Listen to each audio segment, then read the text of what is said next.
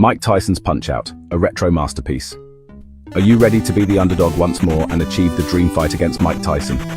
Put your arms up and relax your shoulders as we're punching our way through this masterpiece of a game called Mike Tyson's Punch-Out. First off, let's hop back to the year 1987. During this year, Nintendo was riding high on the success of the NES and wanted to create yet another great game.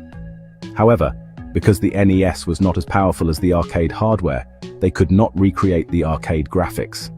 Instead of making the playable boxer wire-framed or transparent in order to see the opponent, they made the playable boxer smaller and named him Little Mac. The behavior of each opposing boxer follows a set pattern requiring trial and error and memorization to defeat them. Some opposing boxers like Piston Honda and Bald Bull had gimmicks that can be exploited, leading to an instant knockout with a well-timed punch.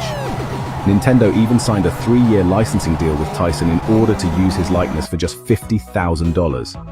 But did you know that despite the deal, Mike Tyson had never even played the game itself? This transaction wasn't also without risk, as the deal was made before Tyson won the World Boxing Council Heavyweight Championship from Trevor Berbick on November 22, 1986, which actually ended up increasing the profit for the game. Now let's talk a little bit about the gameplay. Traditionally, the directional pad can be used for defensive maneuvers while the A and B buttons are used for attacking. As mentioned a while ago, certain opponents have gimmicks that can be exploited. These enemies have tells, which range from something as obvious as a flashing outline or as subtle as Mike Tyson's wink. Your coach, Doc Lewis, offers advice between rounds, even going as far as shamelessly plugging the player to join the Nintendo Fun Club. The game itself didn't have the modern save files, and was actually one of the first games, along with Metroid, to use save codes. One of the most famous codes was the 007-373-5963 input, which allowed the player to proceed to the Mike Tyson fight.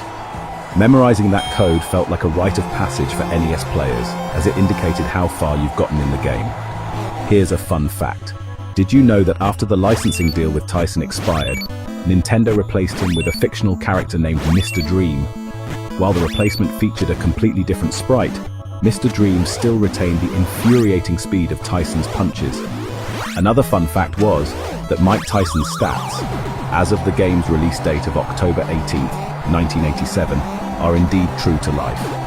He did indeed have 31 wins with 27 knockouts and 4 unanimous decisions when the game was released. At roughly the same time, his most recent match was against Tony Tucker on August 1, 1987 at the Las Vegas Hilton, of which he won by unanimous decision. Talk about attention to detail. And let's not forget the music that was unique for each fighter. Glass Joe has the French national anthem, La Marseillaise, while Von Kaiser, Great Tiger, and Super Macho Man had Ride of the Valkyries by Wagner. Piston Honda, on the other hand, used the Japanese folk song Sakura, while Don Flamenco has the prelude to the opera set in Spain, Carmen by Georges Bizet. While the game has indeed earned its retro status, it's still critically acclaimed by original players as one of the greatest video games of all time.